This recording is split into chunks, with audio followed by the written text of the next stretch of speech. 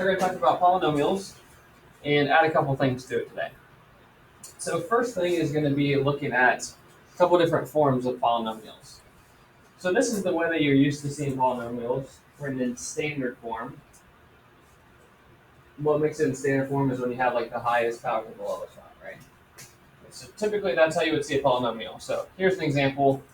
There's a big polynomial, f of x over x cubed minus bx squared, so on and so forth. All right, now factored form is how we're going to actually look at our polynomials today. Now we're going to be in factored form. To get to that, let me start with a little bit easier example. So if I were to say f of x is x squared minus 3x minus 10, that would be standard form, right? Anybody think they could put that into factored form? Just think about what the name implies. What does factored form imply? It's factored, right? So can anybody put that into factored form? Yeah? Good. So that's essentially all factored form is. It's taking something like that and writing it as factors. Okay. So this is a little bit harder though, right? Because this is obviously a harder one. You do not have to do this today or one like this hard in general. But the factored form of this equation would actually be written like this. So we've got its factors. This one's squared. And we also have a number in front that just is a common factor that was pulled out in front. But most of what we're going to see today looks like this. So it's the same thing as this. They're exactly the same function. It's just written differently. But this is still a polynomial. Even though it doesn't look like that, it's still a polynomial. There's reasons why we do this. One is it makes it easier to find the zeros. Because you couldn't look at this and tell me what the zeros are. But I bet you could look at that and tell me what a couple of the zeros are. What would be 2 of the zeros of this? Yeah, 7 and negative 3. Right. Good. All right. One other thing we're going to talk about is called the multiplicity. It's not really that hard. It's kind of a big word, but it's not hard. And I'm going to do a little experiment to come up with this. So like all things in math, they didn't always exist. People discovered them, noticed patterns, and then wrote things based off of that. So I'm going to, here's my function. Just put a 1 up there. All right, so here's a function. I just made up. Right. So you can see that the zeros of this function should be at 2, which we have here. All right, click on the 0, and at negative 4. But notice this one actually crosses, and this one just goes up and touches it and comes back. Right. So why the difference? What would you think? What's maybe different about those factors? Yeah.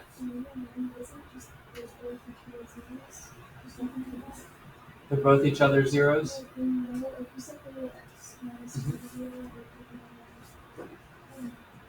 Well, that will give you x equals 2, right? Instead of equal to 0.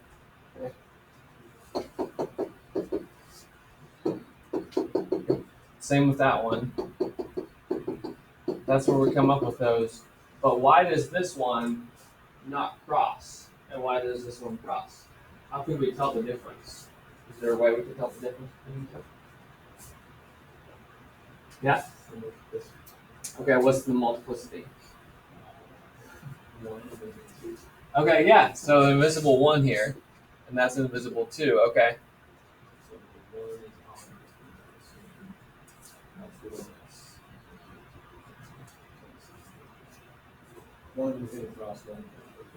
Right. Yeah, so what if I played around with these a little bit?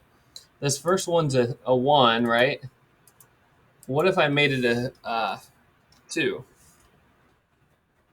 Now it just doesn't cross, right? It bounces. And if I change this to a 3, now it crosses again. Okay. 4, now it doesn't cross. 5, it does cross, right? Same I could do it the other way. So initially this is a 1. This is a 2. And it's right here, this one, right? if I change it to a 4, it should be the same. It should still bounce, right? But if I made it a 3, it should cross. So some point in history, a mathematician discovered that that was the case, right?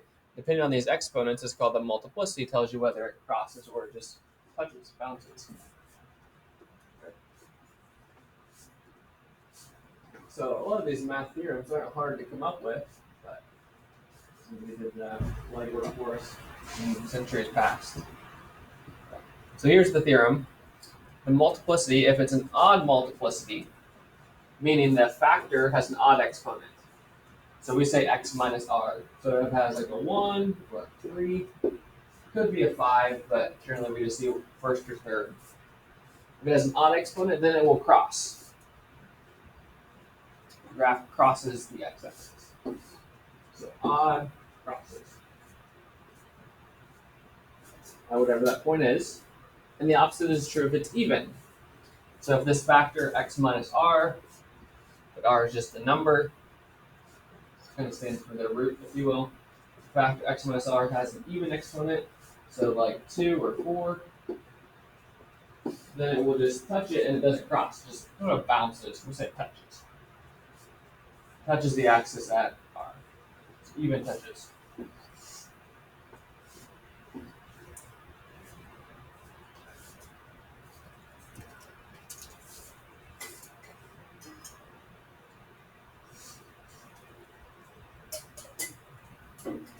Someone in another period made the claim that, well, even if it just touches,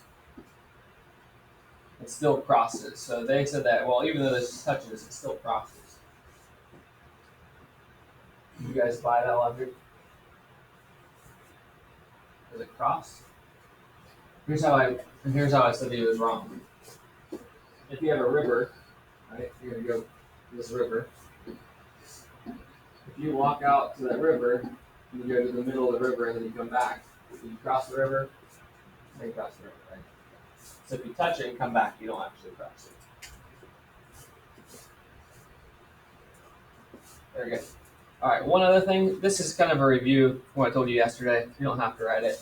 But we talked about turning points. I just want to refresh you on that because we do have to do that in our problems today as well. Wouldn't necessarily define a turning point, but it's just basically where a graph changes direction.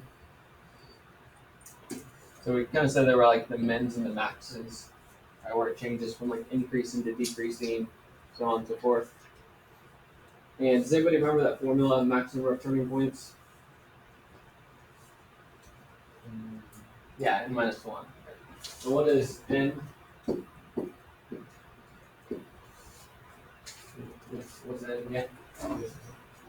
Yeah, it's the like specifically the degree, right? And is the highest exponent. So we can tell a lot about a graph by just looking at all these different qualities. So this one, for example, is a cubic function of some sort. Most it could have would be 2. So it's just less than that one. This. Next to 4, most of it have to be 3. 1, 2. And it wouldn't have to have 3, but that's the most it could have. Okay, let's go ahead and look at some problems here. I wouldn't write down the directions for all these. It's this, they're just kind of summarize what's in your book. But we're going to do like 4 different things with these. So we're going to be given a function in factored form. And basically asked to find 4 different things. Kind of 5 actually. So we're going to find the zeros and the multiplicity. We're going to determine if it touches or crosses at that point. Find the maximum of turning points, and then also find the end behavior. So we've got a lot going on in this one question. All right, so let's just start here and work our way down. We need to find the real zeros. To find the real zeros, all we're going to do is take the factors that are already factored for us in the hard part and set them equal to 0. So we'll set x minus 7 equal to 0 and solve it. And if you can do that in your head, that's fine. You can just write x equals 7.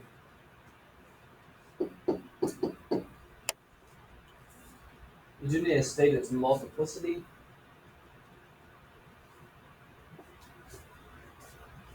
And I'm going to just box that or circle it just because it can get a little confusing with the next part. What's the multiplicity of this one? So like the numerical multiplicity.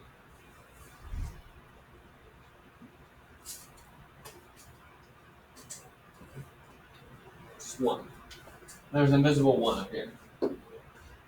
Okay. So multiplicity of 1, that's an odd number. So is it touch or cross?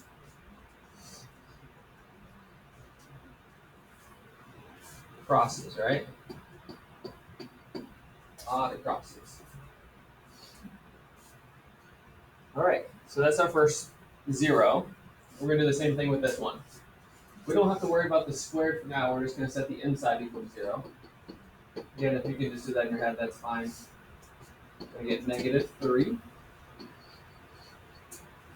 Multiplicity, we're going to look at the exponent of the factor. Up there is 2.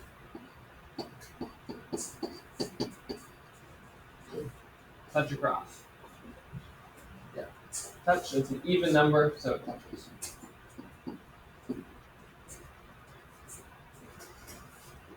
So based on what we know already, we know it's going to cross at 7, and at -3, it's going to hit it and then go back down, or back up.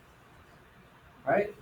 Next thing we need to figure out is maximum of turning points. Anybody know that just by looking at this function?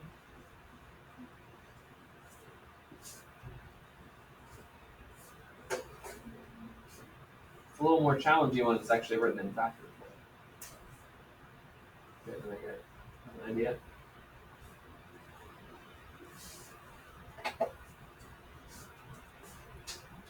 What do you think? It will be, yeah, it'll be 2, yeah. How we can get there is if we were to, no, don't actually do this, but if we were to multiply all this out, okay, I'll just consider it at the beginning, so we get 3x minus 21. We have to multiply that by this thing squared, which means we need to FOIL it, we get x squared plus 6x plus 9. Okay, and then we have to distribute this in through all those, and this into all those. We'd end up with 3x cubed. Then we'd have plus 18x, a bunch of other stuff. But when we're talking about end behavior and turning points, all we actually care about is the first term, or the leading term. So you can kind of just do a shortcut rather than like multiplying all that out. If you just think about what the first term in all of them would be. This one, when you multiply it out, will be x squared. Right? It's squared. This is another x, so that'll be x cubed. And then you got this 3 in front, so it's just 3x cubed. So that's our leading term. And that will tell us what the end behavior is, how many turning points you could have. You just know that x squared times x times 3 gives you 3x cubed. Same thing as if you were to multiply the whole thing out. We don't care what the rest of it is. So you're going to want to always write the leading term. And then we can determine the turning points and the end behavior. So I'm going to say the max number is turning points, but we'll say it. So it's always 1 less than the highest degree, so that's 3 minus 1, which is 2. But most number of times it could change direction only twice. We also need to write the end behavior. So actually write it out today. What I always like to do is think about what this graph looks like. If it's a cubic and it's positive, it means it looks like this. And by drawing that, that helps me get the end behavior pretty easily, even without looking at the chart. So then we got to write out as x goes to infinity. F of x goes to what? Positive, right? Positive to positive, and then negative to negative.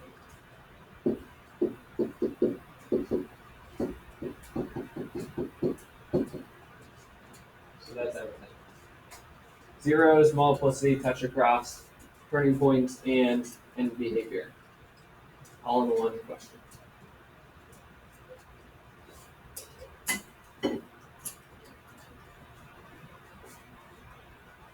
So we can actually figure a lot about what this thing looks like just based off of all this.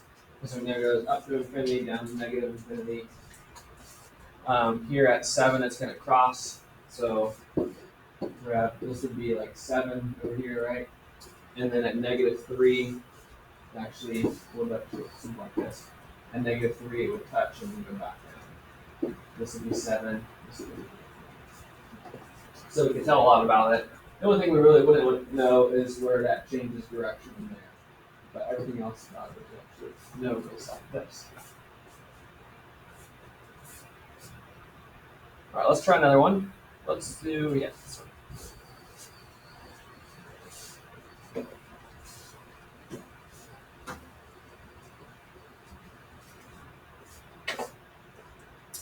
All right, so there's our function 3 times x squared plus 1 is x minus 2 cubed. Now, one thing I didn't mention in the last one, do we also need to set this equal to 0 too? 3? Like, if you didn't know, like, if you just tried it, 3 equals 0, it doesn't make any sense, right? 3 can't be 0. So that's not a real thing. It's a contradiction.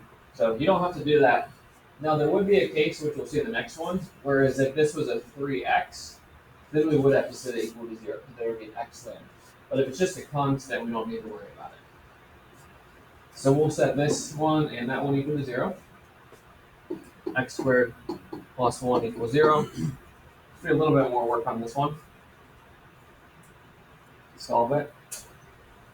We subtract 1. We get x squared is -1. And then we'll take the square root. What's the square root of -1? It's imaginary, right? We take the square root. We're only looking for real zeros, so we actually throw that out. It's an imaginary square. Won't work. That means it doesn't actually cross, but there would be like a kind of a wave in the graph. All right, so we still got this one, x minus 2. So we're just going to x equals 2. We look at the multiplicity to find that. We look at whatever exponent's up there. So that's a multiplicity of 3. Does it touch across? Odd. Right. Odd crosses. Alright. Next we need to find the maximum of turning points. So think about what the leading term is going to be. Take a second to think about that. What's the leading term? We got x to the third, and x squared to the 3. So it should be 3x to the 5th. I'll have to write that out. And then draw what that graph would look like. It's odd, so it's opposite. And it's positive, so positive is a positive, and negative is a negative. Okay, so now the max number is going to be the n minus 1, so 5 minus 1, which is 4. And then the end behavior, as x goes to infinity, y goes to infinity. Or y. And as x goes to negative infinity, f of x goes to negative. So look for the same.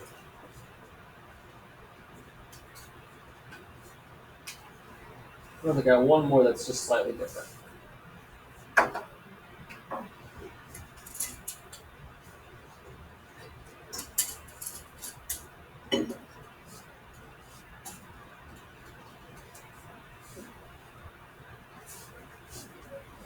Okay, last one. Not that one. Last one here. It looks a little bit simpler. It's going to be different. -2 squared times x squared minus 2.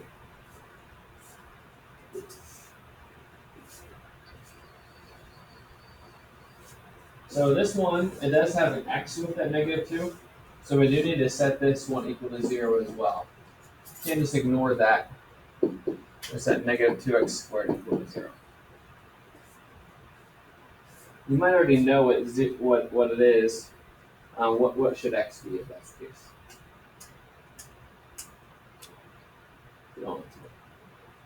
It'll be 0.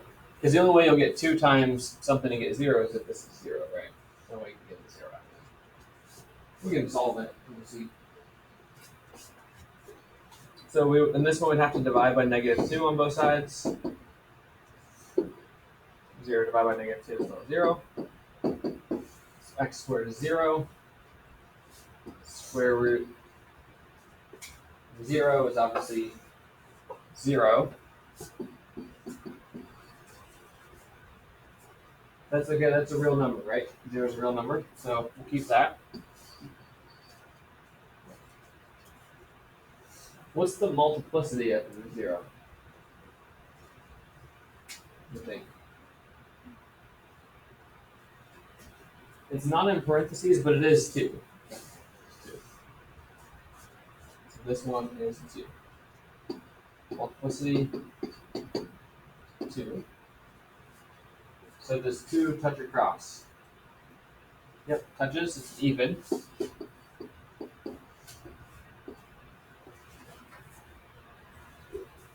Another word for that is a repeated root. It's twice. Repeated root. 0 is kind of repeated twice. All right, we got the other part there to deal with. X squared minus 2. It's a little bit different. We solve this. X squared is positive 2. And then the square root. What's the square root of 2?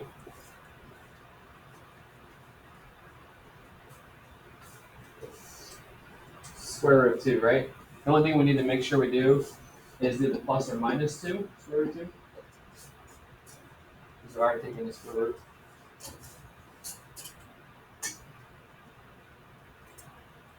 All right, now, what's the multiplicity of that? 2? Well, let's see. We got a 1 out here. Let's just think about this. This is saying it's, well, there's 2 x's here, right? It's x squared. One of them is a positive radical 2, right? If we were to write it this way instead. And one is a negative radical 2. So that kind of uses up both of them, right? So then each one of these would have a multiplicity of 1. This occurs 1 time, and this occurs 1 time. So this is actually 2 solutions. Each one of those solutions has a multiplicity of 1. I'll just write it, include both. Multiplicity, each of these has a multiplicity of 1, which means they both cross.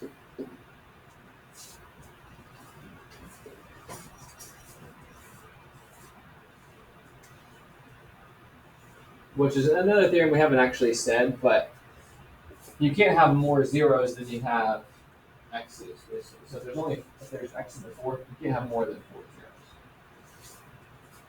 All right, and this is 1, and this is a repeated root, so that would give us a 4. All right, almost done here. Let's figure out what the leading term would be. What would the leading term of this?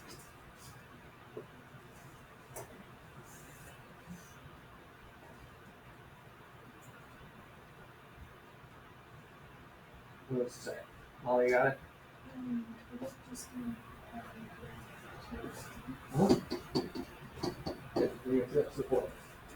Because you just got this first term and this term. Alright, so now we can do our max number in behavior. 4 minus 1. 3. And this is an even, so we go the same direction, and negative, so even in both ends. Okay? So they both go to negative infinity as x goes to positive, f of x goes to negative, and as x goes to negative, f of x goes to negative.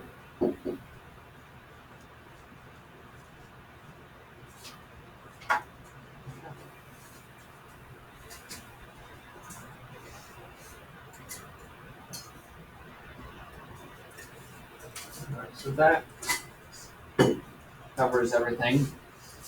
You do have like 15 minutes to work on the homework. You may or may not get it done. Assignment is on Google Classroom right here also.